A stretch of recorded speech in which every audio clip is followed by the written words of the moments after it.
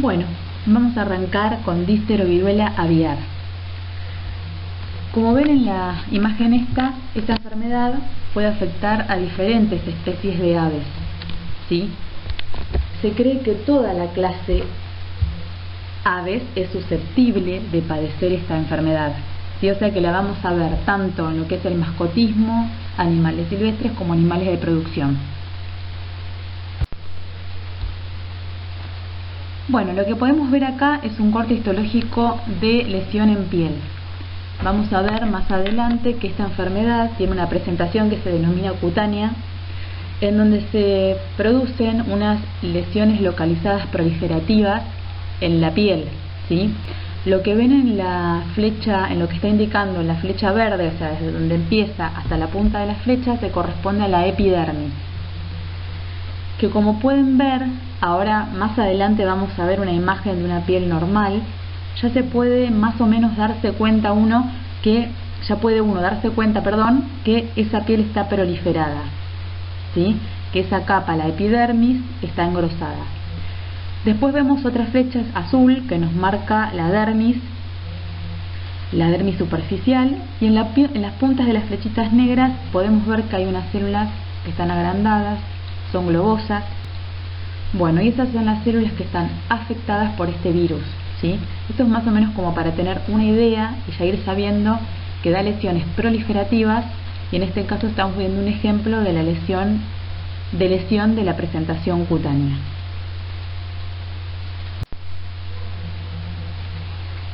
Para definir esta enfermedad, es una enfermedad viral que afecta a gallinas, pavos, como les decía antes, las aves que se usan de mascotas, como puede ser el canario, como se puede ver los loros, que mucha gente tiene. Aves silvestres también pueden afectarse. Se observan codornices, en faisanes, en palomas. Se caracteriza por la presencia de lesiones cutáneas en las partes desprovistas de plumas. Esto se corresponde con la imagen histológica que vimos hace un ratito. Y también puede ocurrir que en otras de sus presentaciones de lo que se denominan lesiones diftericas en las mucosas del aparato digestivo y respiratorio superior. Vamos a ver más adelante que esta enfermedad tiene varios tipos de presentaciones, no hay una sola forma de encontrarla. En cuanto a la etiología, lo causan virus del género Avipoxvirus pertenecientes a la familia Poxviridae. Ustedes ya han visto en otras especies que existen los poxvirus, incluso en el humano, pero en este caso se le agrega al género Avipoxvirus porque son virus específicos de las aves. Lo único que se reportó es un Avipoxvirus en rinoceronte, pero no hay ningún dato contundente más allá de ese reporte. O sea, se piensa que los poxvirus de los mamíferos son distintos que los poxvirus de las aves, que entran dentro del género Avipoxvirus. Como ustedes ya saben, son virus grandes, de 200 a 350 nanómetros en cuanto a su tamaño. Se dice que tienen forma de ladrillo, son resistentes al éter. Esto es algo que caracteriza a todos los poxvirus. Son virus ADN, y algo que debemos prestarle atención en cuanto a la transmisión de la enfermedad es que es un virus que resiste meses en el medio ambiente. Cuando se deseca, sobre todo, tiene más la capacidad de resistir, tanto que se ha dicho que puede estar hasta años, ¿sí? Lo que se sabe es que está de meses y puede llegar a estar años en el medio ambiente. Y esto es importante a la hora de hablar de la patogenia de la enfermedad, porque muchas veces en los galpones se arma como un aerosol con las costras con las células que se descaman de las aves enfermas que tienen células con el virus, y las demás aves susceptibles respiran el aerosol que se forma y así puede ingresar la enfermedad y continuar. Acá se puede observar una foto de microscopía electrónica de este virus. Acá tenemos otra, ¿sí? Bueno, dentro de lo que son los Avipoxvirus tenemos distintas cepas. Estas cepas se diferencian en el perfil genómico que tiene cada una, es decir, su genoma no es exactamente igual. Se considera por el parecido que tienen, genotípicamente hablando, en su genoma, ¿no?, que son avipoxvirus, pero no son exactas. Se diferencian en cepas y se las nombra en función de la especie de ave en la cual se encontró. Así tenemos, por ejemplo, cepa gallina, cepa pavo, canario, paloma, y existen un montón. Cepa pinzón, cepa gorrión. Y estas cepas, si bien se diferencian tanto inmunológica como antigénicamente, que eso obviamente viene dado por las diferencias que tienen en el genoma, tienen cierta inmunidad cruzada. Si bien son especies específicas, es decir, el virus paloma afecta a las palomas, si yo ingreso ese virus en una gallina, genero cierta respuesta inmunitaria, es decir, tienen cierta inmunidad cruzada a pesar de ser especies específicas.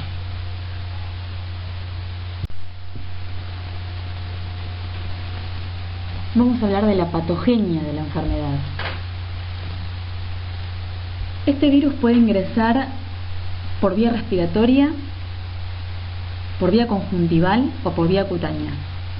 ¿Cómo ingresa por vía respiratoria o conjuntival? Bueno, muchas veces las costras que se desprenden de los animales con la presentación cutánea o las células que se van desprendiendo, que contienen el virus, van generando en el ambiente una especie de aerosol.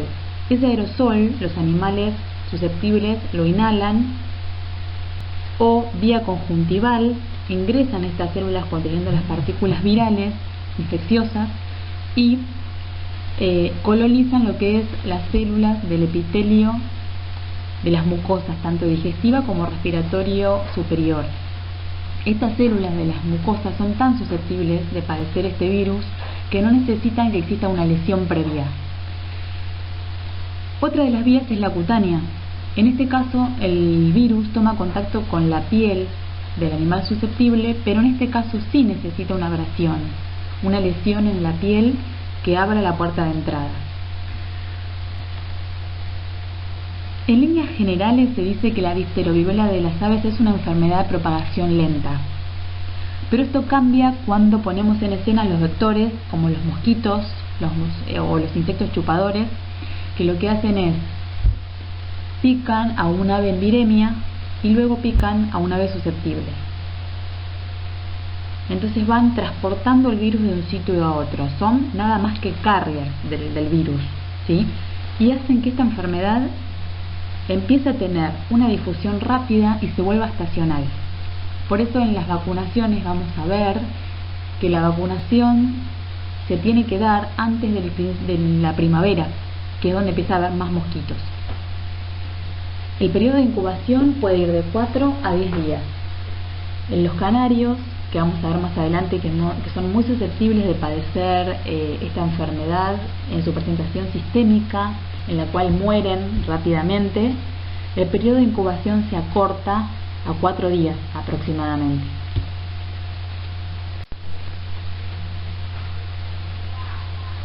Bueno, acá está en referencia de estos vectores del virus, ¿sí? Estos vectores que, como les decía yo, lo que hacen es transportar el virus y hacer que la enfermedad se disemine de manera rápida.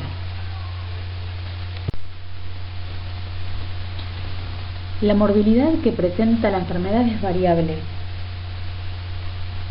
Pueden ser pocas aves del plantel las que se afecten, a estar casi todo el plantel afectado. Pero la realidad es que es muy variable y va a depender de otras infecciones concomitantes, de la bioseguridad que manejemos, de la presencia o ausencia de los vectores. Un dato importante para tener en cuenta es que las aves que se enferman con la presentación cutánea tienen más posibilidades de recuperación que aquellas que presentan la difterica. Eso es un dato interesante a considerar. La mortalidad es variable, también suele ser baja. En pavos y en pollos se describe como en casos muy graves que mata al 50% del plantel. Igual, como decimos siempre, esto es relativo, depende de que haya otros agentes infecciosos dando vueltas, de la inmunidad de las aves, de las normas de bioseguridad y todo lo que siempre se nombra en cada enfermedad. En canarios hay una particularidad, que esa enfermedad sí es muy mortal, tanto que puede matar al 100% del plantel, y en ello se da una presentación característica, que es la presentación sistémica, que vamos a ver más adelante, presentación sistémica en canarios. Y sí, en los canarios es una enfermedad muy mortal, que tiene altos índices de mortalidad.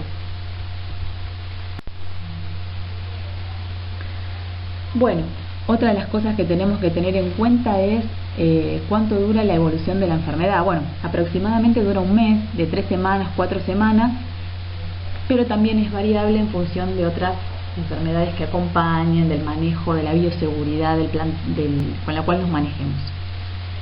Este es un punto importante en cuanto a las presentaciones de la enfermedad. Podemos decir que tenemos 3 presentaciones. Presentación cutánea, que es digamos la que se corresponde con la diapositiva esa que les mostré con un corte de piel, distérica, que ahora vamos a seguir charlando, y sistémica. Esas son las 3. Esto se los remarcamos porque sabemos que hay un apunte que circulaba hace un tiempito que hablaban de una presentación combinada. Esa presentación no existe como tal. Lo que sí se pudo haber mal interpretado es que nosotros muchas veces decimos que la presentación cutánea no excluye a la distérica. Por ejemplo, en las gallinas se dan en conjunto muchas veces, la cutánea con la distérica. Se combinan las presentaciones, pero no es una presentación existente la presentación combinada. Simplemente lo que queremos dejar en claro es que no es que si se da la presentación cutánea no se va a dar la distérica o viceversa, sino que pueden convivir ambas presentaciones.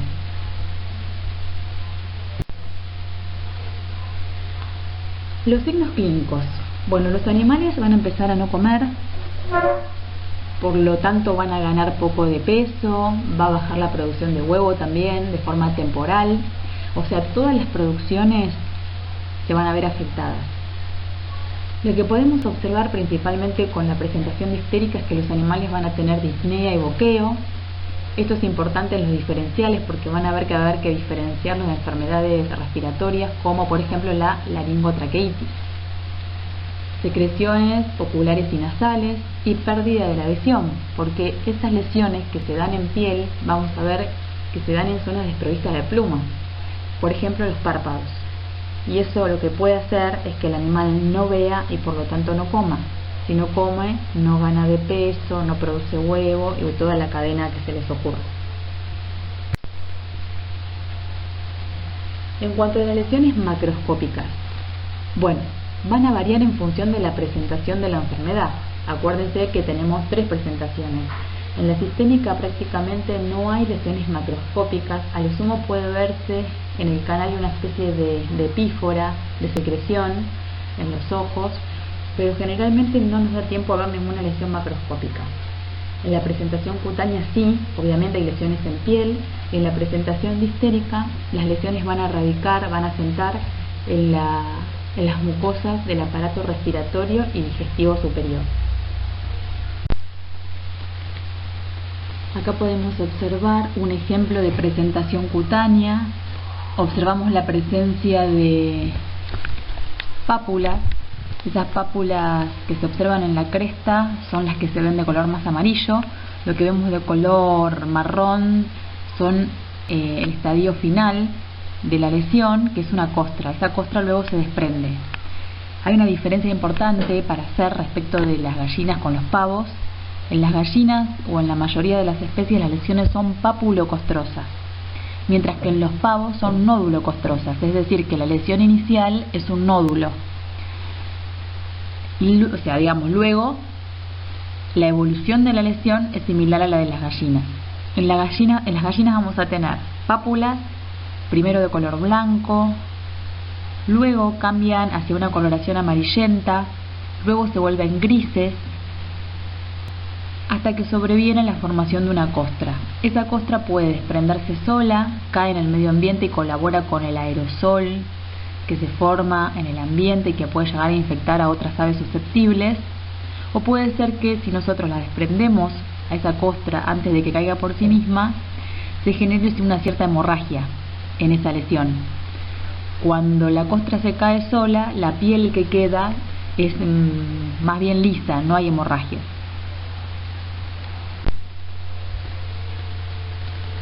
Acá tenemos otra imagen de presentación cutánea de la enfermedad. Se observan más bien costras en la base del pico, cerca de las plumas auriculares, arriba de las plumas auriculares, luego en la cresta, ¿sí? En este caso hay más formación de costras. Esas costras. Otro ejemplo de presentación cutánea, alrededor, fíjense en el párpado. Bueno, acá se puede ver en las patas, en un dedo, la presencia de una papulocostra. En el centro ya cambió la coloración, parece más una costra. Recuerden que estas lesiones se dan en las zonas desprovistas de plumas.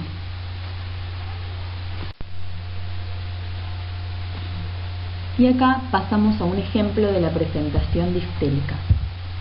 Yo les decía hoy que el epitelio de la mucosa del tracto digestivo y respiratorio superior son células muy susceptibles de padecer esta enfermedad. Tanto es así que no necesitan de la lesión, como si se necesitan piel, para que ingrese el virus.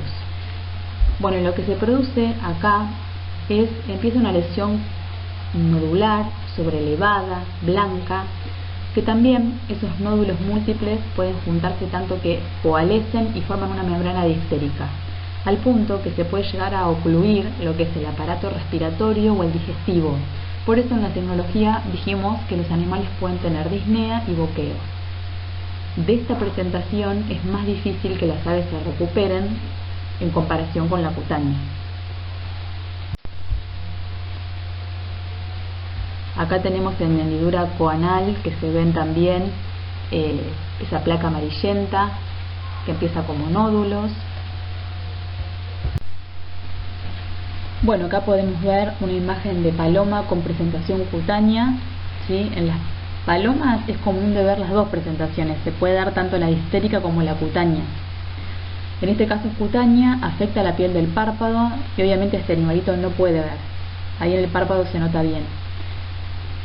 La lesión diftérica en las palomas, la presentación, diftérica en palomas es importante de tener en cuenta a la hora de diferenciarla de tricomoniasis, que también es común en palomas.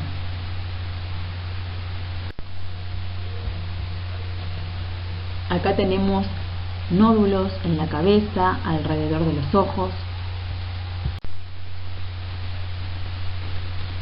Acá vemos una foto de canario con el único signo que generalmente se puede ver, que es la secreción alrededor de los ojos, alrededor del pico. Recuerden que en ellos se da la presentación sistémica, prácticamente mueren sin signología.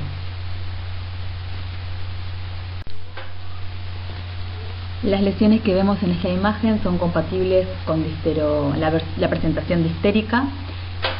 Esto es una pava de monte de la familia de las crásidas y bueno, podemos ver estas lesiones blanco-amarillentas, grisáceas en la de la izquierda, en la foto de la izquierda, compatibles con la presentación diftérica de la enfermedad.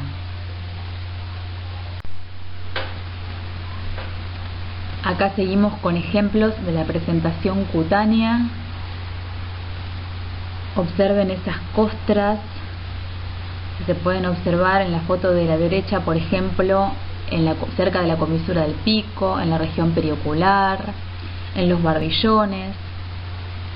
Por ejemplo, en la foto de la derecha se observa en el barbillón una lesión papular amarillenta. Luego hacia arriba de esa lesión observamos una costra, hacia abajo y a la derecha también la presencia de otra costra. En esta imagen se puede observar otro ejemplo de presentación cutánea en palomas.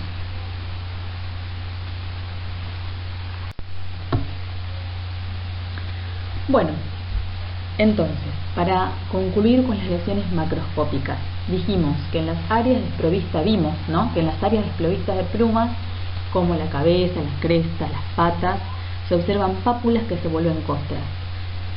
Hay que hacer la diferencia que en los pavos estas lesiones son nodulares, son nódulo-costrosas.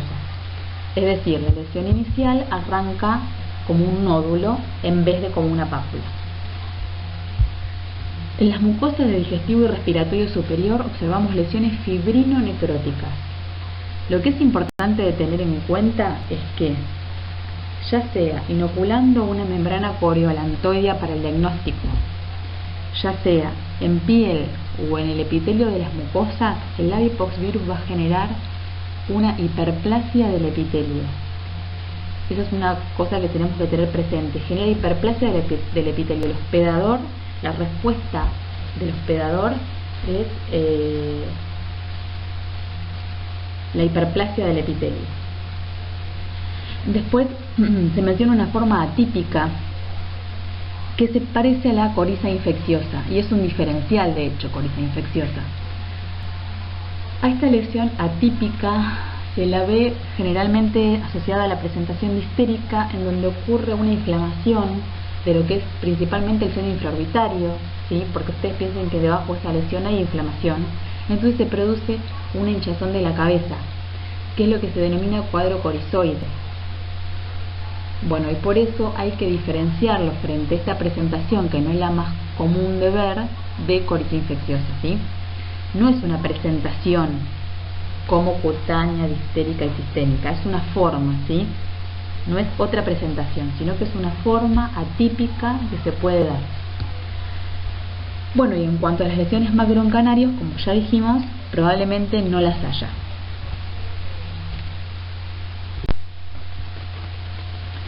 Las lesiones microscópicas que caracterizan a esta enfermedad, muy importante, la hiperplasia del estrato intermedio de la epidermis.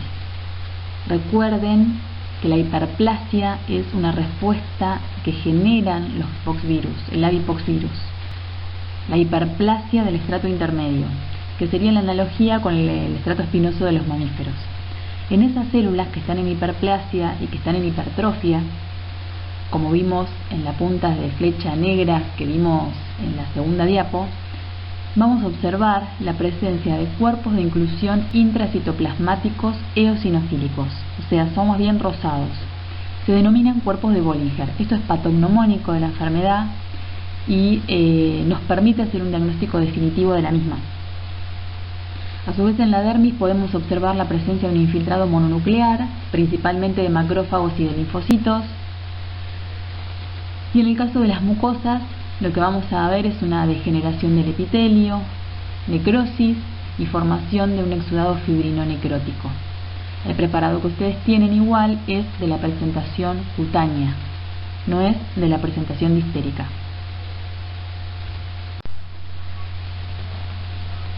Bueno, acá para recordar un poco lo que es la piel normal de las aves y hablar de algunas de las diferencias con los mamíferos, que es lo que estamos acostumbrados a ver nosotros a lo largo de la carrera. La epidermis de las aves en sí es muy delgada. Se forma básicamente por tres capas: una capa basal, un estrato basal, mejor dicho, que es el que le va a dar el origen a todas las capas que siguen hacia el exterior de la epidermis de las aves, un estrato intermedio, intermedio, que consta de 1 a 3 capas, nada más, y después viene un estrato córneo. Todas esas capas que nosotros estamos acostumbrados a decir estrato granuloso, espinoso, lúcido, en las aves no existen. Recuerden que existe un estrato basal, estrato intermedio y estrato córneo.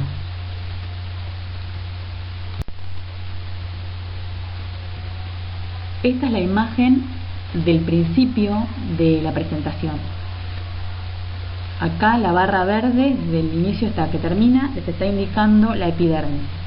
Si comparamos con la imagen de recién, podemos ver claramente que la epidermis está muy proliferada, muy engrosada.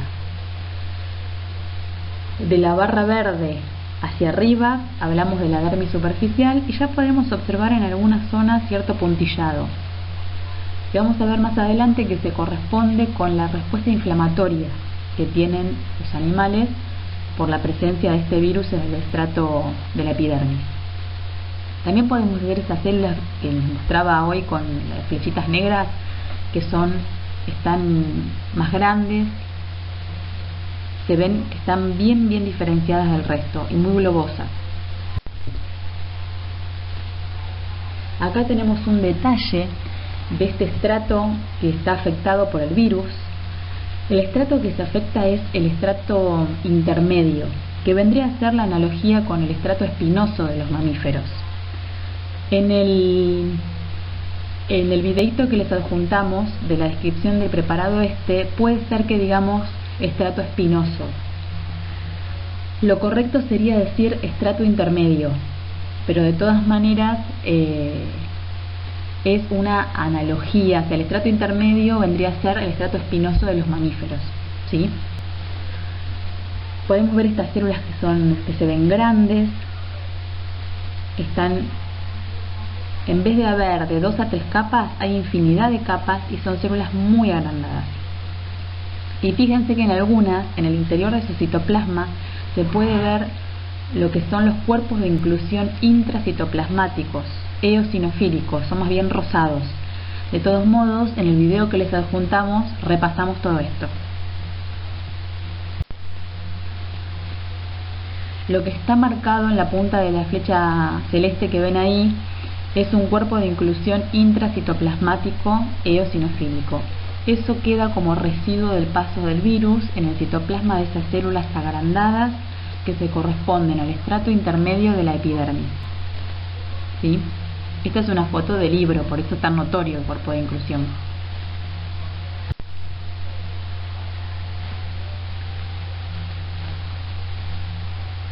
Bueno, entonces, para hacer el diagnóstico de esta enfermedad nos podemos basar en las lesiones macroscópicas que van a variar en función de su presentación. El diagnóstico histopatológico es definitivo, confirma la enfermedad. Nosotros ver un corte en donde la epidermis de las aves en su estrato intermedio está proliferado, está en hiperplasia y en hipertrofia, y donde vemos células con cuerpos de inclusión intracitoplasmáticos eosinofílicos que se les denomina cuerpos de Bollinger, eso confirma la enfermedad. Otra de las cosas que, como ustedes saben, confirma a cualquier virus es el aislamiento viral. Y ahora vamos a ver más adelante cómo se puede aislar este virus. La PCR es una técnica que también nos permite confirmar a este virus y se utiliza bastante, se está empezando a usar, pero tiene su cierto error, no es 100% efectiva. Caen errores. Y la citología es otro método de diagnóstico que se está empezando a postular y a usar, sobre todo para aves en las que no realizamos la necropsia o que no podemos hacer la histopatología. Sí, la citología es un método más rápido y económico.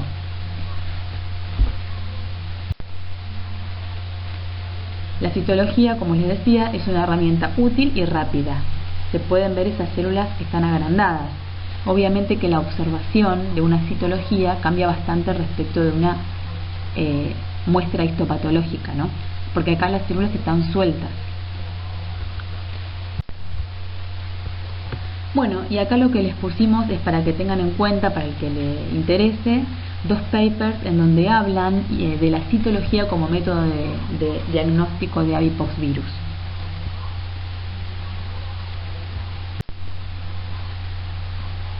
Hablábamos del aislamiento, que obviamente el aislamiento también va a confirmar esta enfermedad.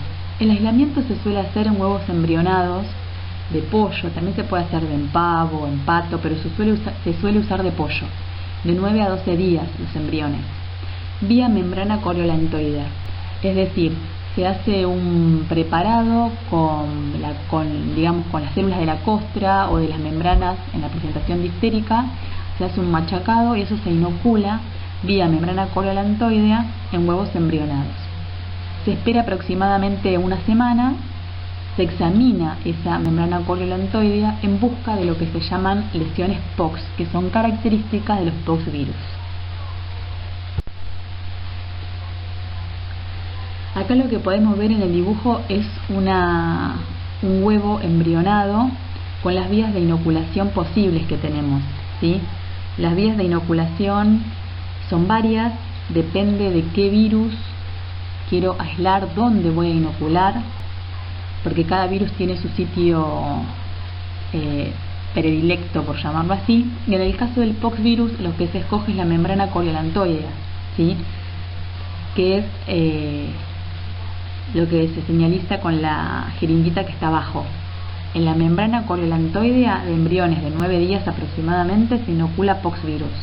Esperamos una semana y vemos si se producen las lesiones pox características. Generalmente en los poxvirus de gallina, pavo, de codorniz, esto suele ocurrir. Se busca el machacado del animal, se hace un machacado de la lesión, se inocula un huevo y se suele producir las lesiones pox. Pero se ha visto que en los aislados de aves silvestres, de la primoinoculación no se producen las lesiones pox. Necesitan hacer un pasaje, unos pasajes en cultivos de células, adaptan el virus y después recién hacen la inoculación en huevo de embrión de pollo y ahí recién ven las lesiones pox. Si lo hacen como hacemos en la gallina, por ejemplo, que ves la lesión, haces el machacado de la inoculación, suelen no dar lesiones pox, sino que necesitan una especie de adaptación. Eso es un dato, no es importante, simplemente como para que vean que hay algunas diferencias entre cepas. Acá estamos en presencia de una membrana coriolantoidea a la que se inoculó con adipoxvirus y se observan las que se llaman lesiones pox, que son esas lesiones blancas, esas placas blancas. Son lesiones proliferativas.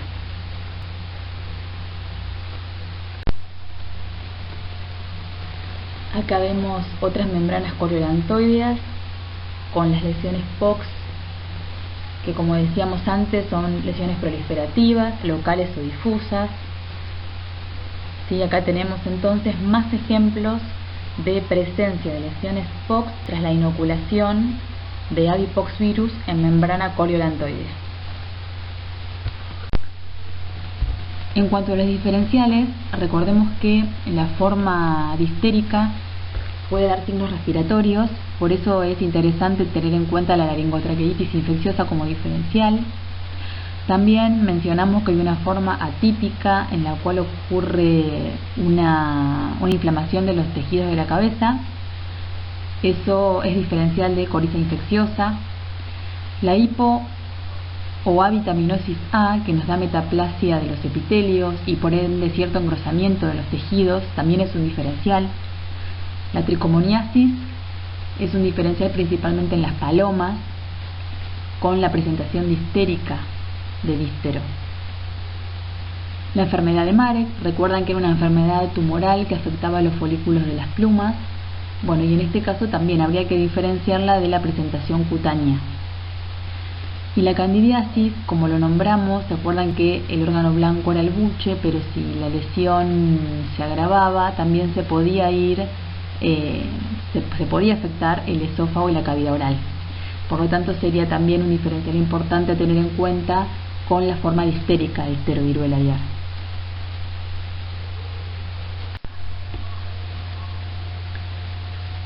Bueno, en cuanto a la prevención de esta enfermedad, siempre y para todas las enfermedades es importante que nombremos y recordemos las normas de bioseguridad, pero sepamos que es una enfermedad que tiene vacunas, ¿sí? Se suele vacunar antes de la primavera, es decir, antes de que vengan los mosquitos,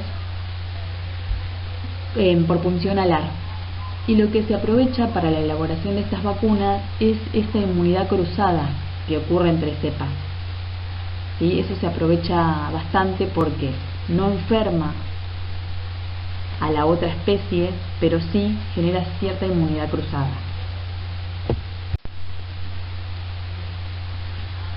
Bueno, acá pusimos reportes, papers, en donde se reporta este poxvirus en aves silvestres, como para que quede la idea de que se puede dar en cualquier especie de aves. Por ejemplo, ahí vemos que se reportó, que se hizo un estudio en aves de Hawái, en halcón peregrino que iba a ser para un programa de reintroducción, en aves de las Islas Galápagos, por ejemplo. También Islas Galápagos, en aves silvestres de Sao Paulo, paserinos de Nueva Zelanda, ¿sí? Es decir, se lo estudia mucho el poxvirus, también en aves silvestres, se lo tiene muy en cuenta en los planes de reintroducción, porque liberar un animal que porte cualquier agente infeccioso podría ser un problema y representaría un riesgo para la población nativa o la población que ya está en un lugar donde yo voy a llevar un animal nuevo. Bueno, en definitiva, para concluir, primero, recuerden que tienen un video que habla específicamente de este corte de piel de difteroviruela aviar. Importante tener en cuenta que ocurre hiperplasia e hipertrofia del estrato intermedio. Hablar de estrato intermedio es hacer la comparación con el estrato espinoso de los mamíferos, ¿sí? Pero correctamente, lo correcto sería hablar de estrato intermedio en las aves. La presencia de cuerpos de inclusión intracitoplasmáticos eosinofílicos es característico de esta enfermedad, confirma la enfermedad. Y por supuesto van a haber también una respuesta inflamatoria acompañante en la dermis de tipo mononuclear, o sea, van a haber linfocitos y macrófagos principalmente. Bueno, les pedimos disculpas, les pido yo disculpas por los problemas con la narración anterior. Cualquier duda que tengan se comunican con nosotros y bueno, espero que se escuche bastante mejor. Tuve algunos problemitas técnicos. Así que bueno, cualquier cosa nos avisan. Muchísimas gracias.